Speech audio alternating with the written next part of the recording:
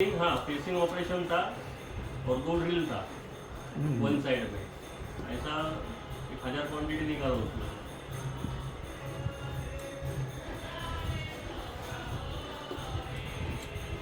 तो आप एक काम करना, वहाँ पर जो लोकल बंदे होंगे ना, जो मेंटेनेंस वाले जो आके ठीक कर देखता है, हाँ, वो कोई लगाना, साथ में लगना उसके, बताना कि ये फंक्शन है। अब पैनल की फोटो भी तो मिले ना, कितनी कॉल लग रही है, क्या है, कुछ तो आइडिया हो हाँ, हाँ, किस चीज़ में?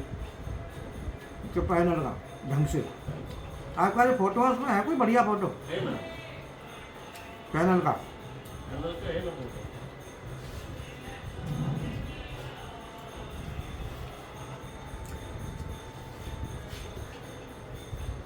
वायरिंग का?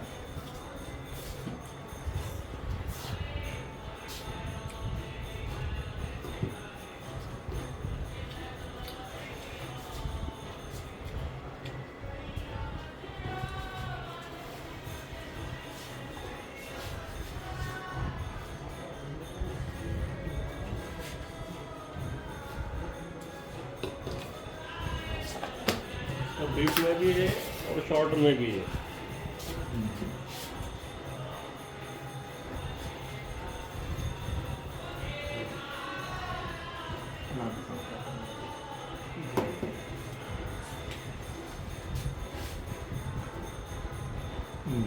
ठीक है, एक तो ये, और आगे आगे देखना पड़ेगा। ये बहुत सारे फोटोज निकाले हैं अलग अलग एंगल से, तो पूरा ऊपर से निकाला है क्या क्या लगा हुआ है उसमें। है तो सही। हाँ, सब इसका अलग अलग निकाला है। तो आप ना फिर इसी पे थोड़ी करो स्टडी, क्योंकि ज़्यादा समय ना इधर उधर लगाओगे तो गड़बड़ हो जाएगी। तो इसके लिए एक काम करो, ये कॉन्टेक्ट पूरा करो। कॉन्ट्रैक्टर है। हाँ, ठीक है। जो मैनुअल हमने डाउनलोड किया था वो कहाँ है? वो WPS तो मैनुअल दिखावा देना, इसमें लगेंगे। अच्छा, क्योंकि ऐसा ना, मैं तो पूरे टाइम तो नहीं दे पाऊंगा, आपको क्या है उसको स्टडी करना है। ठीक है, आपको समझाओ। तो मैं समझा दूंगा, फिर आप लगेंगे नहीं उस पर, तो आपको पल्ला नहीं पड़ेगा। मैं बता दूंगा, गाइड करूंगा कि ऐसे ऐसे है, फिर आप लगना है उसमें,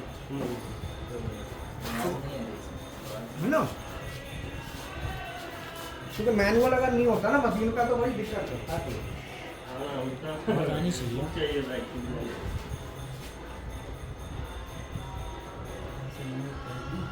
नहीं आ रही आवाज़?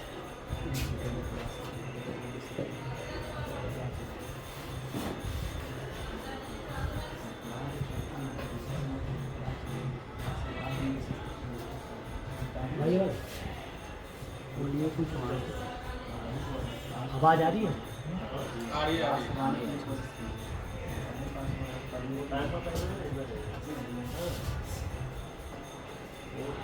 ये थोड़ी मेरा प्रॉब्लम दिख रहा है यार।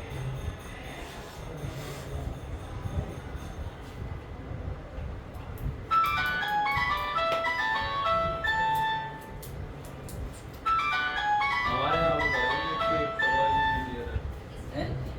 इसके मशीन वाला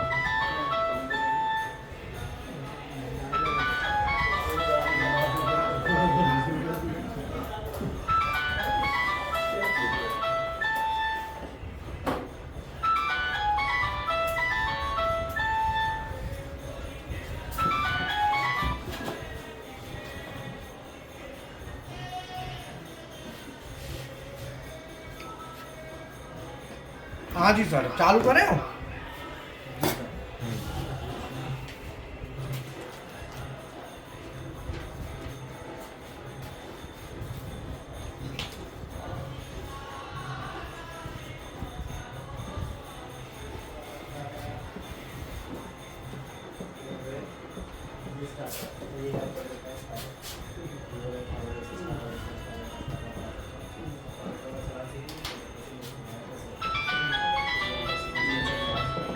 DOL स्टार्टर, ठीक है ना। हेलो, हाँ नमस्ते।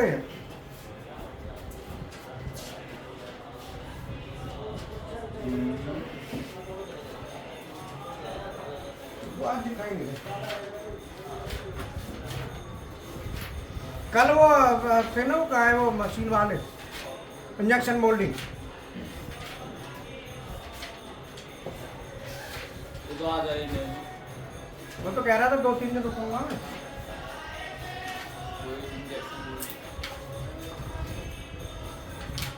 फोन करो।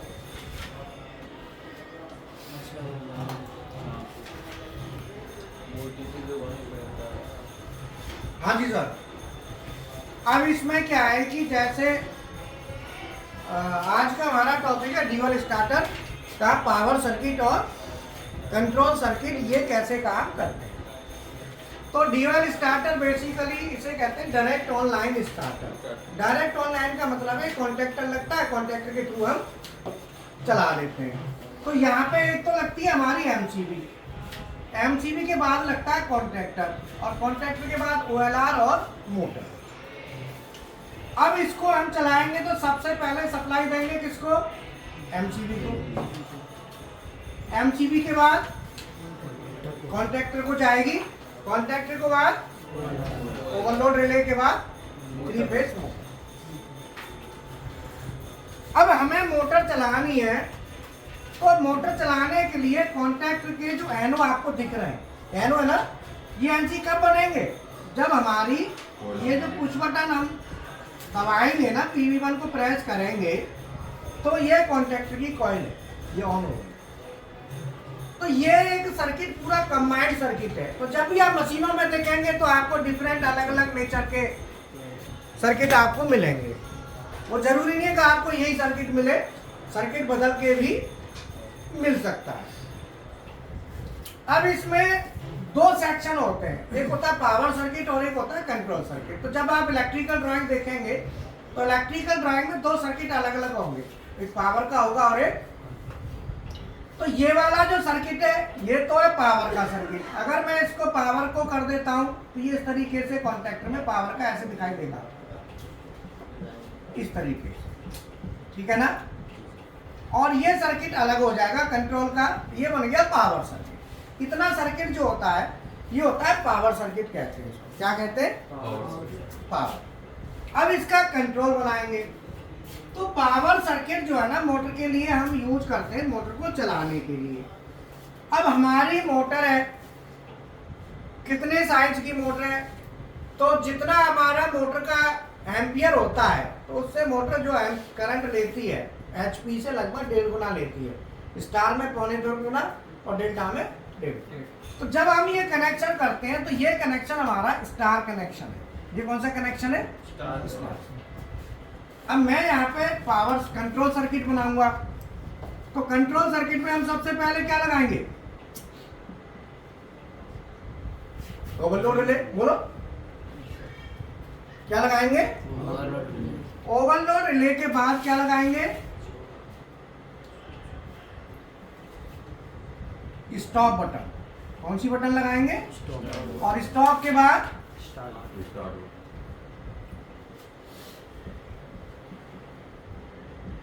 और स्टार्ट के बाद ठीक है। इतना सर्किट हम लगाएंगे, इसके बाद यहाँ पे ठीक है।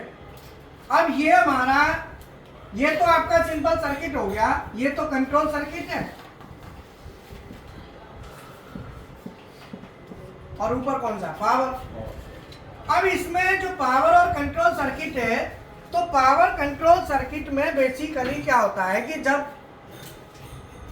ड्राइंग में देखेंगे तो ड्राइंग में कुछ अलग तरीके से लिखा होगा, चीज वही है लेकिन उसका फॉर्मेट थोड़ा हल्का फुल्का फॉर्मेट में चेंज होता है।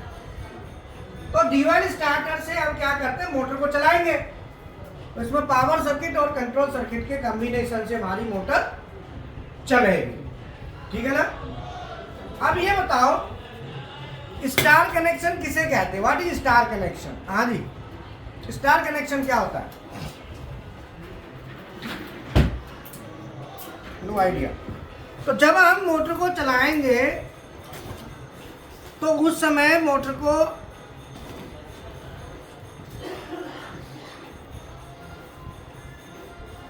चलाने के लिए सप्लाई देंगे, तो सप्लाई जब हमारी जाएगी वो ओवरलोड रिले के थ्रू जाएगी। ओवरलोड रिले क्यों लगाएंगे हम? ओवरलोड रिले लगाएंगे हमें सेफ्टी के लिए लगानी है। क्या के लिए लगानी है? कौन सी सेफ्टी? जब मोटर का करंट बढ़ेगा तो ओवरलोड रिले ट्रिप करनी चाहिए। अगर करंट बढ़ता है तो OLR क्या करेगी? हमारी ट्रिप कर जाएगी। अब OLR का काम ट्रिप करना है तो फिर हमने ये काम MCB भी कर सकती है, ये काम। पर MCB के साथ OLR क्यों लगाते हैं कि OLR में हमको रेंज मिल जाती है जितने पे सेट करना है। MCB में सेटिंग नहीं होती, तो डायरेक्ट होती है। OLR में तो एडजस्ट कर सकते हो ना, एडजस्टेबल होता है OLR, जबकि MCB एडजस्टेबल नहीं होती है। ये तो एडजस्टेबल है, एडजस्ट कर लो जहाँ चाहो वहाँ। अब यहाँ पे क्वेश्चन आता है कि जो हमने लगाई है MCB के बाद कॉन्ट्रैक्टर OLR, तो OLR क्या हमने यहाँ पे क्या दे दिया? NC। तो जब ट्रिप करेगी तो क्या बन जाएगा? ये NO।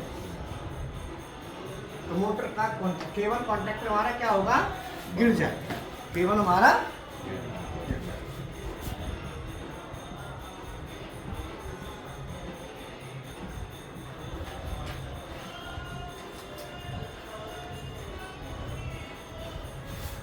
ठीक है ना? तो जब हम किसी भी ड्राइंग में स्टडी करते हैं, इलेक्ट्रिकल ड्राइंग में, तो सबसे पहले हमें क्या देखना होता है? हमारे 3 सेक्शन होते हैं। जब हमें ड्राइंग देखनी है तो ड्राइंग में कितने सेक्शन होते हैं? 3।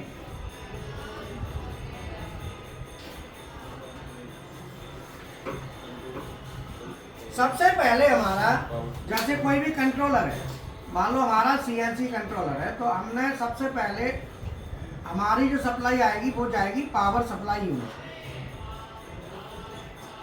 किसी में भी आप देखेंगे, चाहे वो PLC हो, CNC हो, उसमें पावर सप्लाई होती है, सब में होती है, सभी में पावर सप्लाई होगी, सब के अंदर। तो सबसे पहले आपको वो मैनुअल स्टडी करना है जो आपको बोला था, उसमें पावर सप्लाई वाला जो कार्ड है ना, वो निकालना है। वहां से क्या क्या जा रहा है, क्या क्या कर रहा है, पहले वो देखना है। पावर सप्लाई से जो इसके साथ में जो दूसरा मॉड्यूल अटैच होगा, पहले क्या है कि सबके ओपन बोर्ड सिस्टम था।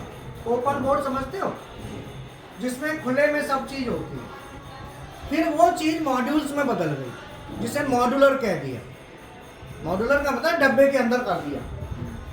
तो यहाँ पे जो पावर सप्लाई सेक्शन है, पावर सप्लाई सेक्शन इसको सप्लाई देगा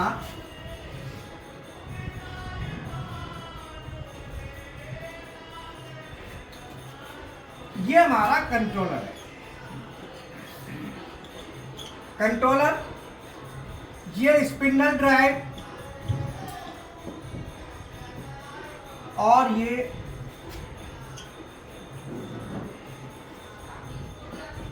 एक्स एक्सिस और ये जेड एक्सिस ड्राइव। इतने कनेक्शन जो है ना आपको ढूंढने हैं। अब मैनुअल दोबारा पढ़ना है, उसमें आपको देखना है कि कंट्रोलर, स्पिंडल और एक्स और जेड के ड्राइव यहाँ से सप्लाई जा रही है। तो जो मेन कंट्रोलर है, यहाँ पे आपके इनपुट आउटपुट निकलेंगे, ठीक है, कंट्रोलर से निकालेंगे। और इसके लिए अब जो इनपुट आउटपुट कहाँ जा रहे हैं, कैसे हैं, वो इनपुट आउटपुट जरूरी होते हैं कि कौन सा इनपुट हमें चाहिए, कौन सा आउटपुट चाहिए। तो हमें पावर सप्लाई यूनिट है, फिर कंट्रोलर है, स्पिंडल है, एक्स की और जेड की ड्राइव है। तो मैनुअल में फिर थोड़ा थोड़ा करके 2-2 4-4 पेज करके पढ़ना, फिर मेरे से पूछना है कि सर ये बताओ, यहाँ पे समझ में नहीं आया। क्योंकि अगर आप स्टडी नहीं करेंगे तो आपको कुछ पढ़ना नहीं पड़ेगा, फिर हवा में सब ऐसे ही चला जाएगा, कोई फायदा नहीं है। वो मैडम ने आपको हिंट दे दी थी कि जो CNC मेंटेनेंस करते हैं उनको PLC प्रोग्रामिंग की ज़्यादा ज़रूरत नहीं होती, इलेक्ट्रिकल ड्राइंग आनी चाहिए, इलेक्ट्रिकल ड्राइंग जरूर आनी चाहिए। बाकी प्रोग्रामिंग का बहुत ज़्यादा पार्ट होने की आवश्यकता उसमें नहीं है। ड्राइंग इसीलिए कि ड्राइंग तो पढ़ना है भाई, मेंटेनेंस करना है तो ट्रबल शूटिंग करनी है। बट ये नहीं कि PLC में ज़्यादा घुसना है, PLC में बहुत ज़्यादा नहीं मेंटेनेंस वालों को घुसना होता। अब इसमें जो हमारे कनेक्शन है तो ये आपने उसमें देखना है कि स्पिंडल ड्राइव, कंट्रोलर, एक्स का ड्राइव, जेड का ड्राइव और जो पावर सप्लाई है, तो एक पावर सप्लाई का कार्ड होगा, उसमें जो कार्ड लगे हुए हैं, एक तो पावर सप्लाई, अब उसमें देखना, आराम से खुल के देखना, सब दिखेंगे मैनुअल में। तो पावर सप्लाई का होगा, एक कंट्रोलर का होगा, एक स्पिंडल ड्राइव का होगा, एक एक्स की ड्राइव और एक जेड की ड्राइव। बाकी जितना भी है यहाँ से जो इनपुट आउटपुट निकलेगा, बाकी मोटरें सब इससे कंट्रोल होंगी। इसी से आपकी हाइड्रोलिक, इससे क्या होगी, बोलो कौन कौन सी मोटर थी? हाइड्रोलिक, लुब्रिकेशन, कूलेंट के लिए और कूलेंट और करेक्ट। ये सब कंट्रोलर से ही जाएगा सीधा। मतलब सीधा है, इसमें जो मोटर है टोटल मशीन में कितनी है, 1 2 3 4 5 6। इसमें जो मोटर है वो है एसी मोटर नंबर 1 हाइड्रोलिक की, हाइड्रोलिक ऑन ऑफ। ये मोटर जो होती है इसमें जो स्टार्टर लगेगा वो D1 लगता है, D1 ही तो लगता है। हाँ, तो कुल मिला के हाइड्रोलिक ऑन ऑफ की है पहली, जिसका कॉन्टेक्टर क्या है हमारा, हमारे पास तो MS कौन है, दूसरी है लुब्रिकेशन, लुब्रिकेशन की मोटर है जिसका MS2 है, तीसरी कूलेंट MS3 और फोर्थ इज टरेट, टरेट की है जिसका MS4 एंड MS इतना है, ये इतने। अब उसमें आप देखेंगे तो वहां पे देखना कि मोटरों का, अब आपको फानू वाले में मिलेगा नहीं, ये नहीं मिलेगा। अब इसके लिए लेकिन ये मिल जाएगा कि कंट्रोलर से जो तार जा रही होंगी वो थोड़ा वहां पे आइडिया ड्राइंग में मिल जाएगा कि ये कैसे कैसे होता है, वो उसमें मिल जाएगा। कंट्रोलर वाले सेक्शन में जाओगे ना तो वहां पे वो मिल जाएगा। तो ये जो मोटरें हैं जो मशीन में लगी हुई, इन मोटरों को तो आप देख सकते हैं भाई कौन कौन सी मोटर लगी है। तो ये जो मोटरें आपकी ड्राइंग भी आपके पास अवेलेबल है, ये लिखने की जरूरत नहीं होती, ये सब आपके पास ऑलरेडी अवेलेबल है, इसे समझना है, वहाँ जाके देखना है। और जो चीज़ चाहिए ना वो चीज़ मेन है। मेन चीज़ क्या है कि जो सप्लाई जा रही है वो कितना जगह जा रही है और कहाँ कहाँ से रूट कर रही है, वो सबसे ज़्यादा इम्पोर्टेंट होता है फंक्शंस में। अब यहाँ पे क्वेश्चन आता है कि इसका काम क्या है, ये क्या करेगा, ये इसको देगा, ये सबको देगा। पावर सप्लाई का मतलब क्या है, पावर सप्लाई करेगा, पावर को आगे पहुंचा, पावर सप्लाई जो पावर को सप्लाई करे, दे किस किस को, ये सभी को देगा। इन सभी को ये क्या करेगा, पावर सप्लाई आगे पहुंचाएगा। ये पावर सप्लाई होता है। इसका काम क्या है कंट्रोलर का, कंट्रोलर का काम है जो सर्वो मोटर वगैरह है उन्हें छोड़ के बाकी जितना भी है वो सब यहाँ से कंट्रोल होगा। आपकी सोलेनॉइड हो गई, कुछ भी है वो सब इससे होगा। समझ में आया? स्पिंडल यहाँ से कंट्रोल होगा, स्पिंडल का कार्ड यहाँ लगेगा पूरा, एक्स और जेड के यहाँ लगेंगे। तो स्पिंडल का, एक्स का और जेड का ये तो सब इधर होंगे, बाकी सब ये करेगा। जितने भी सोलेनॉइड वॉलनॉइड लगी हुई हैं, चक क्लैम्प की, डी क्लैम्प जो भी है वो सब कंट्रोलर करता है। वो सब काम कौन करेगा, कंट्रोलर करेगा। तो इस तरीके से ये अलग अलग सेक्शन होते हैं। अब इसमें क्वेश्चन आता है कि ये हमारा जो कंट्रोल करेगा, अब इनका काम क्या है। तो सबसे पहले कौन सी मोटर है, हाइड्रोलिक ऑन ऑफ मोटर। अब जो हाइड्रोलिक ऑन ऑफ की मोटर है इसका काम क्या है, हाइड्रोलिक उसकी सप्लाई बनाना।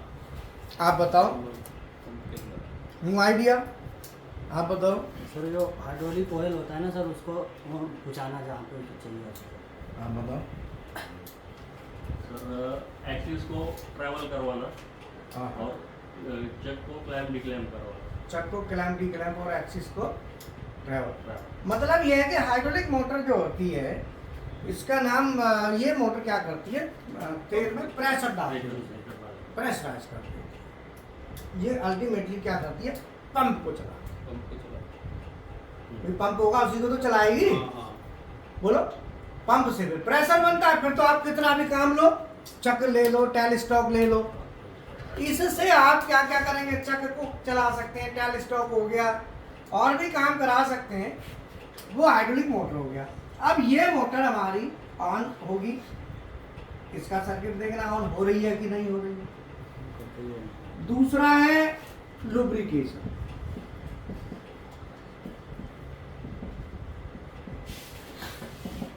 लुब्रिकेशन मोटर, इसका क्या, अब देखो हाइड्रोलिक ऑन ऑफ करके देखना ना, मशीन में देखोगे ना तो आपको दिख जाएगा हाइड्रोलिक ऑन ऑफ कैसे होता है। दूसरे नंबर पे क्या है,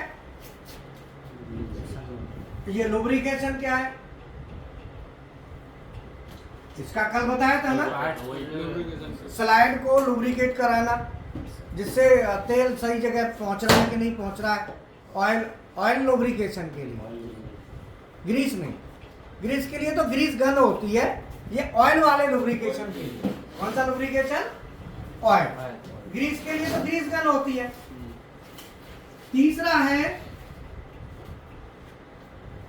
कूलेंट।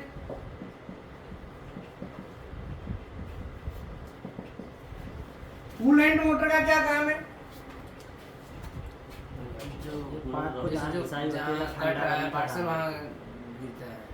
जहाँ कटाई होती है ना, पानी की कटाई होती है, वहां पे आपका कूलेंट गिरता है, पानी गिरता है, पानी में कटिंग ऑयल मिला होता है, तो पानी में कटिंग ऑयल मिला के डालते हैं। तो ये भी मोटर है, इसको भी चलाना है, इसका भी स्टार्टर होगा। भाई आप पीएलसी जो भी चीज सीखते हो, तो लैडर तो आगे की बात हो गई बहुत, पहले तो ऊपर ऊपर का तो पता चले जब आप अंदर घुसोगे। बोलो,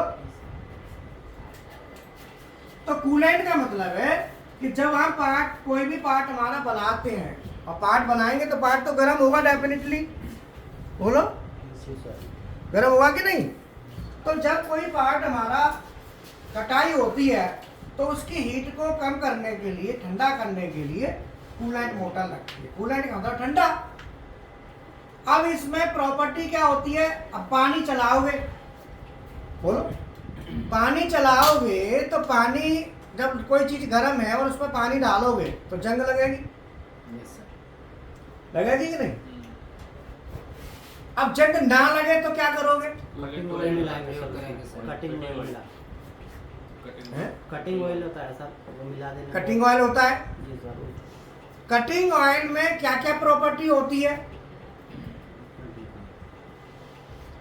कटिंग ऑयल में दो प्रॉपर्टी होती है। एक तो होती है लुब्रिसिटी देना, जब कटाई होती है तो उस समय हल्का सा लुब्रिसिटी, ज्यादा नहीं, हल्का सा देता है, जिससे हीट थोड़ी कम प्रोड्यूस होती है। और दूसरा, रस्ट लगने नहीं देता।